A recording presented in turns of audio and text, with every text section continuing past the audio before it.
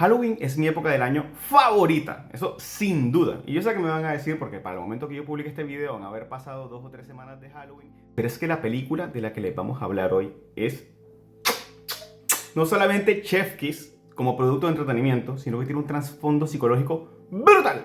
Esta película tiene unos personajes muy humanos y con problemas duros y reales. Y unos efectos que yo no soy de alterarse fácilmente, pero mira que quité los ojos de la pantalla más de una vez. Y además de todo esto, es una película que te hace cuestionarte sobre cosas muy densas, como la vida misma, la fragilidad humana o su temática principal, el duelo. ¿Hasta dónde estarías dispuesto a llegar para evitar el dolor de una pérdida? ¿Qué estarías dispuesto a sacrificar para recuperar lo perdido? ¿Y qué pasa cuando el monstruo no es una criatura que se esconde bajo tu cama, sino el vacío que alguien dejó en ti? Hoy, en Psicogamia, te lo contamos.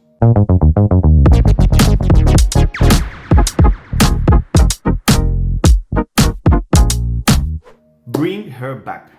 Primero que todo, peliculón, y me doy puño con quien sea.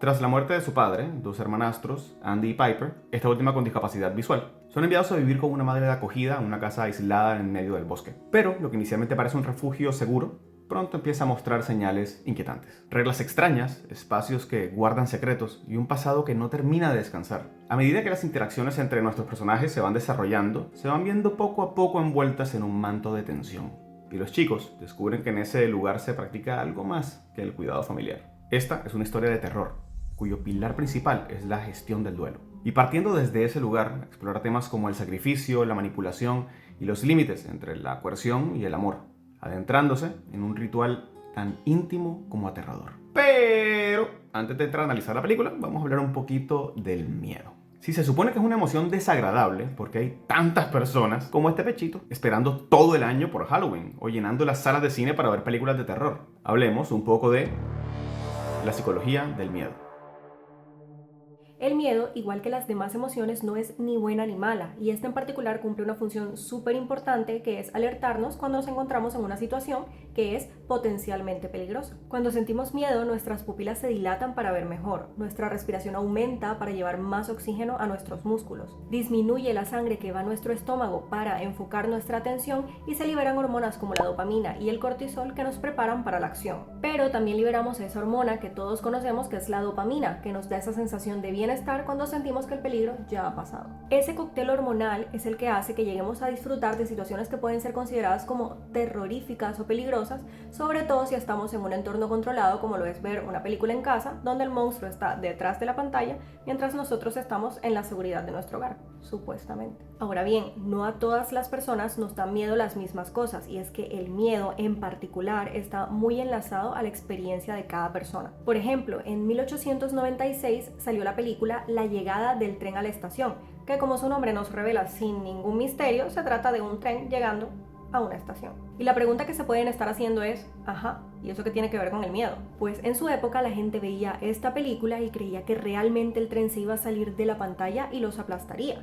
Algo que hoy en día nos parece algo ridículo, absurdo, en esa época daba miedo. A nuestro parecer, las películas de miedo que suelen tocar más fibras son aquellas que, más allá de lo sobrenatural, pueden pasar y tocan temas tan profundos como lo son la vida, la muerte, la moralidad y la fragilidad humana. Un ejemplo muy claro de esto es Funny Games, una película en la que a nivel visual no pasa mayor cosa, pero que te sabe mantener todo el tiempo en tensión, porque la posibilidad de que alguien se meta a tu casa es real. Si no la han visto, nota para verla. Aquí estamos hablando del terror psicológico, ese en el que las amenazas no están tan claras, sino que se construyen en la mente de los protagonistas, que nos hacen dudar entre lo real y lo imaginario y que nos mantienen todo el tiempo como una sensación de inquietud, incertidumbre, malestar, paranoia, mientras exploran la oscuridad que vive en la mente humana. Y una joya que hemos encontrado de terror psicológico es Bring Her Back. Así que ahora sí, a lo que vinimos. Espera.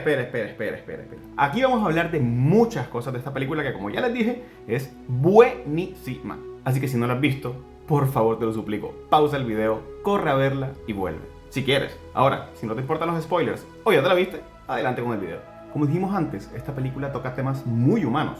La familia, la identidad, el maltrato, la salud mental, y lo hace de forma, y quiero enfatizar en esta palabra, magistral. Pero, para propósitos de este video, no nos vamos a centrar aquí en su altísima calidad en cuanto a música o escenografía o a la belleza de algunas de sus tomas, ni lo más importante, las tremendas actuaciones que nos brindaron. En cambio, nos queremos centrar en el denominador común que atraviesa a todos los personajes principales de esta película: él. Es muy probable que en algún momento de sus vidas hayan escuchado hablar de las etapas del duelo. Bueno, la formulación más conocida es la planteada por la doctora Elizabeth Kubler-Ross en su libro On Death and Dying, donde describe en el modelo DABDA, por sus siglas en inglés, las 5 reacciones más frecuentes frente a una pérdida o amenaza vital. 1. Negación, que se refleja en esa sensación de esto no puede estar pasando, que nos ayuda a no desbordarnos mientras asimilamos la realidad. 2. La ira, esa frustración o enojo que aparece cuando sentimos que es injusto lo que nos está pasando. 3. Negociación, son esos intentos por pactar para revertir o tratar de postergar lo inevitable. Es como por ejemplo cuando un paciente que está en una situación terminal de su enfermedad se comienza a decir cosas como tal vez si comienzo a comer mejor me salve. 4. Depresión. Es esa tristeza profunda que llega cuando nos comenzamos a dar cuenta que ya no hay vuelta atrás. Y 5. Aceptación. Es ese momento en el que reconocemos la realidad, la integramos y comenzamos a resignificar ese vínculo que hemos perdido. Y aquí hay que hacer 2 incisos claves. Primero, que estos no son pasos ni estados que sean lineales y universales. Las personas podemos ir y venir entre estos estados, podemos mezclarlos, no vivirlos todos o incluso quedarnos estancados en alguno. El duelo es complejo y altamente individual. Y segundo, curiosamente, el modelo DABDA no surgió para explicar el duelo por la muerte de un ser querido, sino para explicar principalmente cómo vivían su camino a la muerte personas que tenían una enfermedad terminal. Es decir, está enfocado en quiénes se van y no en quienes quedamos. Con el tiempo, este modelo se popularizó para hablar del duelo en general, pero su uso debe ser matizado. El modelo sirve como un mapa orientativo y no como una receta que todas las personas tengan que seguir. En ese sentido, vamos a ver cómo cada uno de nuestros personajes de Bring Her Back transitan desde su vivencia ese camino. Lo que me encanta del personaje de Piper es que no está escrito desde la lástima, ni del cliché clásico de discapacidad. Siento que la película no usa la discapacidad visual de Piper como algo que la limite como persona, sino como un rasgo más de un ser humano complejo. Es decidida, tiene agencia, pone límites y asume riesgos.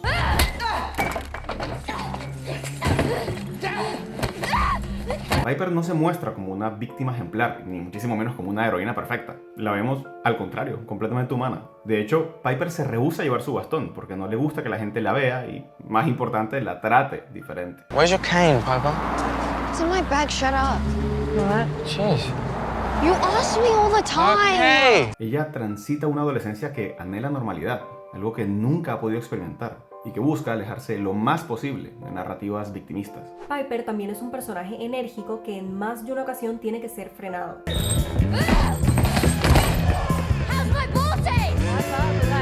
Es el personaje al que se le ve sufrir menos por el duelo que carga. Y digo sufrir de una forma muy suelta porque, como ya hemos visto, todas las personas vivimos el duelo de una manera diferente. Pero eso me hace pensar que quizá eso mismo hace parte de ese deseo interno tan potente que tiene Piper de normalidad, de no verse y de no ser percibida como una víctima. Don't want people treating me different. How do they treat you different? People start to baby me, so. Y que culmina en no manifestar el dolor de su pérdida tan claramente como lo vemos en su hermano Andy o en Laura, de quienes hablaremos más adelante. En principio da la impresión de que Piper está llevando un duelo relativamente saludable. Sin embargo, habría que analizar si esos deseos de normalidad no están jugando como una herramienta para reprimir todo eso que está ocurriendo en su interior. Lo más interesante de Piper frente a su discapacidad es que ella no intenta superarla para ser valiosa. Ella sabe que es valiosa, y su condición simplemente reencuadra la tensión de la historia. Es una herramienta narrativa usada de forma excepcional por la película para ilustrar las relaciones humanas, y que, además, nos obliga a cuestionar un poco sobre qué significa realmente ver. What's he look like, Andy? Well, he's cute. He's smiling at you. Vamos con Andy. Lo que más me conmueve de este personaje es su deseo intenso de cuidar, pero ese mismo deseo intenso de cuidar es lo que lo lleva también a esconder. Siento que su brújula personal está construida en partes iguales, de amor y miedo. Amor por Piper, ese impulso protector que lo lleva a ahorrarle la fealdad del mundo mintiéndole, y miedo a que la verdad la quiebre, o peor, que sea él quien lo haga. Para Andy, e incluso para nosotros como espectadores, las mentiras de él no conllevan maldad, son una forma de proteger a Piper, y por eso le miente constantemente sobre los abusos físicos de su padre. He turned on the shower so Piper couldn't hear any of them. He used to hit me so hard. Sobre sus compañeras del instituto. They didn't like me, did they?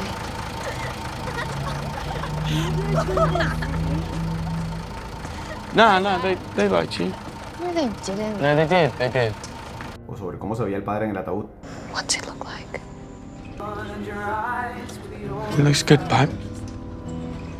Y la película no nos muestra con malicia, sino como un mecanismo de afrontamiento torcido. Si maquillo la realidad, quizá le duela menos. El problema, a la larga, es que esas mentiras terminan impidiendo un duelo real y sano en ambos. Y lo dejan a él atrapado en un rol de hiperprotección hacia su hermanastra, muy parecido a la parentalización, el tomar roles de adulto antes que corresponda.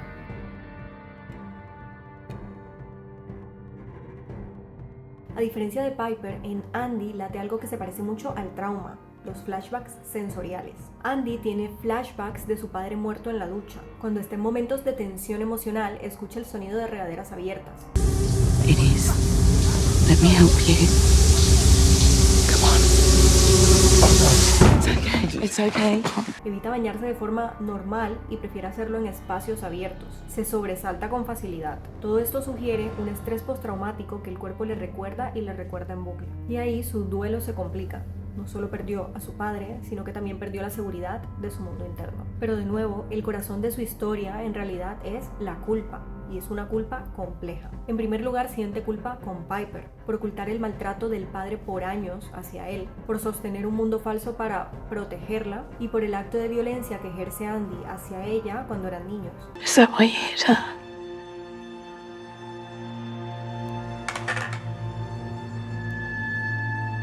Who told you that?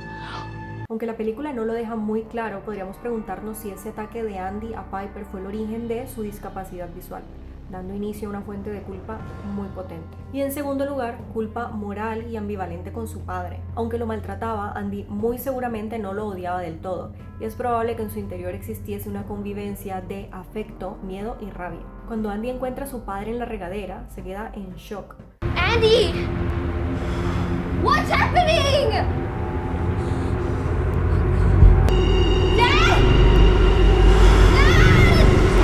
Parte de él quiere ayudar, parte de él tal vez desea que se muera, que cese esa amenaza para siempre. Y ahí es donde entra el conflicto, no tanto por lo que hizo o no hizo, sino por lo que él cree que su corazón deseó en ese momento límite. Esta ambivalencia es la que lo destroza. Lo que siente no cuadra con lo que cree que debería sentir, y eso se convierte en vergüenza y culpa. El duelo más complejo e interesante es quizá el de Laura. La cantidad de dolor que siente al haber perdido a su hija es tan inaguantable que la hace abandonar quien ha sido toda su vida. La hace abandonarse como persona. A diferencia de Laura, Andy y Piper tienen una red que los sostiene. Piper tiene a Andy y a Laura. Andy tiene a Piper y a su propósito de cuidarla, pero Laura está sola. En esencia, Laura no es una mala persona. Por el contrario, es una buena persona que está en un lugar sumamente oscuro al que le ha llevado su duelo. Antes de la muerte de su hija Kathy, Laura era una madre amorosa, una trabajadora social que por más de 20 años ayudó a niños en estado de desprotección y tal como la describe otro personaje, era la mejor en su trabajo. Worked here for nearly 20 years. She was the best counselor we had. And believe me, love, she would never hurt a child. Y por supuesto que la película tiene todos estos matices supernaturales que hacen que todo esto sea mucho más macabro. Pero lo importante aquí es centrarnos por un momento en qué tanto dolor tienes que estar sintiendo para hacer todas esas cosas terribles que hace Laura. Ella es el ejemplo perfecto de que no todo el que comete actos atroces lo hace por el hecho de hacer el mal porque es muy malo y le gusta la maldad. La gente en general es mucho más compleja que eso. Si analizamos a Laura desde el esquema Dabda, es una persona que está atrapada en dos etapas del duelo en un ciclo infinito del que no logra salir para acabar con su dolor. La negación y la negociación. Laura está en negación porque no logra aceptar la muerte de su hija. Se rehúsa a creer que Kathy ya no está. Se niega a perder esa relación y se niega a perder la vida de Kathy. De hecho, ella misma lo admite. How did you cope with Kathy being gone? Oh. I didn't. Además, va convirtiendo cada vez de una forma más literal a Piper en Kathy, como poniéndole su ropa, peinándole igual o recreando los rituales que tenían entre ellas, como jugar bajo la lluvia. Otros síntomas de esta negación también se reflejan en lugares físicos. Por ejemplo, mantiene el cuarto de Kathy exactamente igual, impoluto, y su cuerpo preservado en un congelador. De esto tenemos un guiño al principio de la película cuando nos muestran a su perro disecado. Y sin saberlo, nos dan una pista de esta característica de personalidad de Laura, su dificultad para soltar. En segundo lugar, Laura también está estancada en una eterna negociación. Como yo me lo imagino, Laura lleva internamente una narrativa de tipo, si hago esto, o si hago esto, o si hago esto, podría por fin recuperar lo que perdí, podría recuperar a Kathy. Esta narrativa interna se convierte para Laura en un ciclo infinito que termina por romper todo su esquema moral y los límites de hasta dónde estoy dispuesta a llegar para tener de vuelta a mi hija. Una meta que se va alejando cada vez más y le obliga entonces a cometer actos cada vez más atroces hacia los otros personajes. Algo que nos muestra ese conflicto interno muy claramente son esas escenas en las que Laura se siente como obligada a hacer daño a los otros, como cuando va al cuarto de Piper y por un momento parece como que se detiene y lo duda al darse cuenta de lo que está a punto de hacer, o como cuando ahoga a Andy mientras le dice que todo va a estar bien con un tono triste en su voz, casi como si estuviese reconfortándolo en su camino a la muerte. Laura no disfruta cometer estos actos atroces, se siente obligada a hacerlo.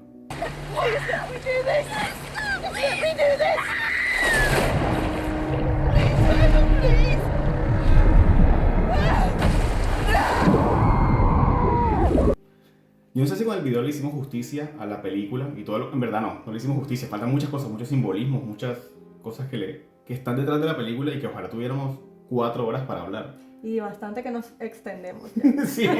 Que no sabemos resumir. Sí, Perdón. exacto. Creo que la película, a fin de cuentas, termina siendo como una representación extrema de lo que el dolor por un duelo te puede llegar a ser, a los lugares oscuros a los que te puede llevar. Y cómo el duelo se vive completamente diferente de una persona a otra y que es normal y es válido y está bien, ¿sabes? No, lo que decíamos, no es un camino así súper estrecho y estricto que hay que seguir, sino que cada quien desde su vivencia lo experimenta desde una forma completamente diferente. Creo que igual es importante también recalcar, si ya no estaba claro, que es una película. Una película. Una película de terror supernatural, Exacto, todo esto. exacto, Claro. tiene todo este componente sobrenatural, pero creo que hace una representación súper buena y bonita y humana y dura. Como respetuosa y También cruda. del duelo. Y no perdamos de vista también que Laura no deja de ser una madre que perdió a su hija. Es un dolor tan grande y algo tan impensable que ni siquiera tiene nombre.